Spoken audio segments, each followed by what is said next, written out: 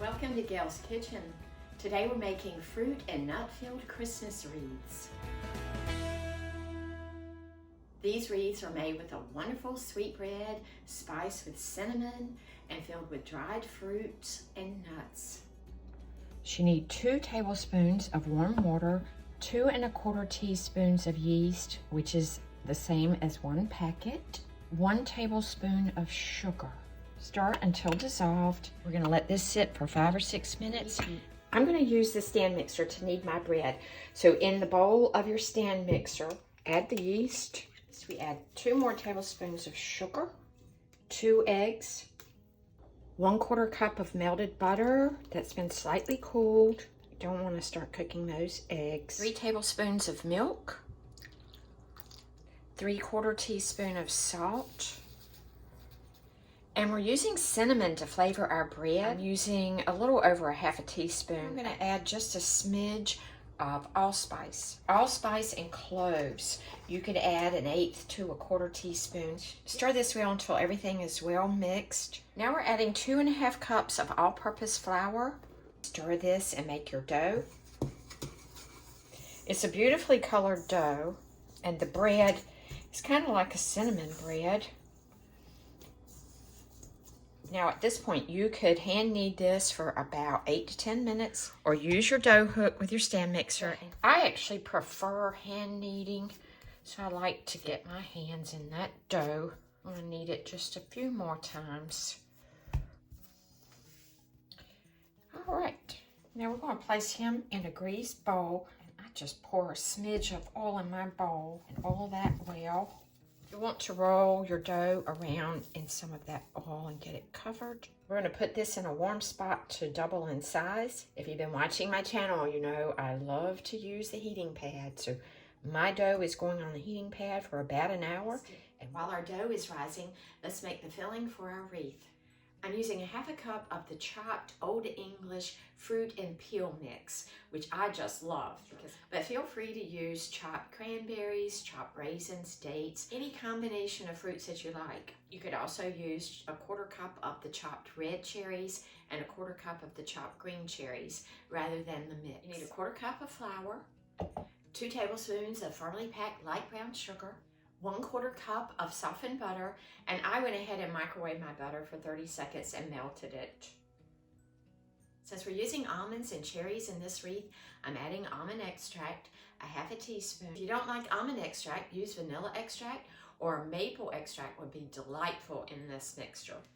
And we add 3/4 cup of chopped nuts. I'm using almonds. So give that a good mix, and we are getting ready to go back to our dough. And right before we add the filling, I'm going to microwave this for about 30 seconds. I find that's just easier to work with.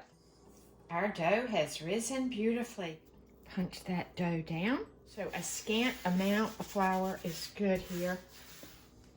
And we're going to roll this to 24 by 9.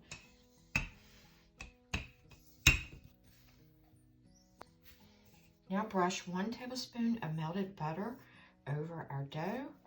And now we're going to lay our filling on. My butter was not as soft as I wanted, so I've microwaved this for 30 seconds. Spread the mixture to within 1 inch of the outside edge of the dough. Mash the mixture into the dough with the palm of your hand.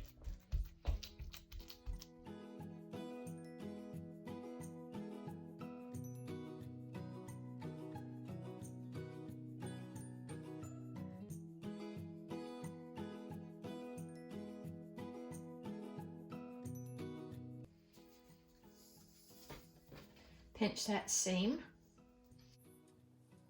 And now I roll it on top of the seam. Cut through the middle, go all the way through the center. How beautiful this is going to be. All right, now lay this open, turn the cut side up.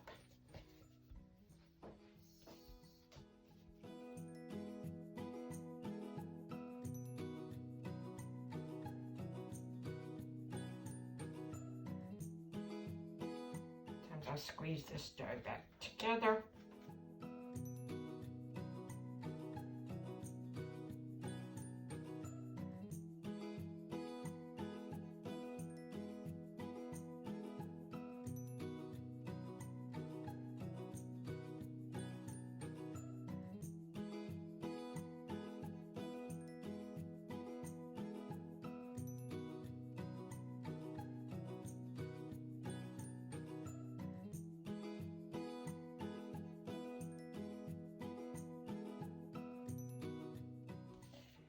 Any filling that falls out, just stick it anywhere. Transfer your dough to a parchment-lined baking sheet.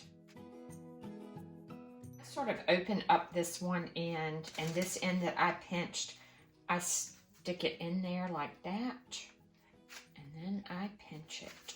I'm going to lightly cover him and place him back on my heating pad. Our wreath has risen very nicely. This is going into a 375-degree oven on the next to the bottom rack. Our wreath just came out of the oven and it's so beautiful. I'm going to place this on a cooling rack for about 5 or 10 minutes. And let's make a confectioner's sugar icing to drizzle over our bread. And continuing with the almond flavor, add 1/4 teaspoon of almond extract. Now I've measured out 2 tablespoons of milk, but I'm going to pour about half of that in there to begin with. It's going to be pretty thick and pasty. Let's add another half of what's left. And just keep adding half of the milk at the time until you get the consistency you want. It's easier to thin a thick paste than to thicken a thin paste.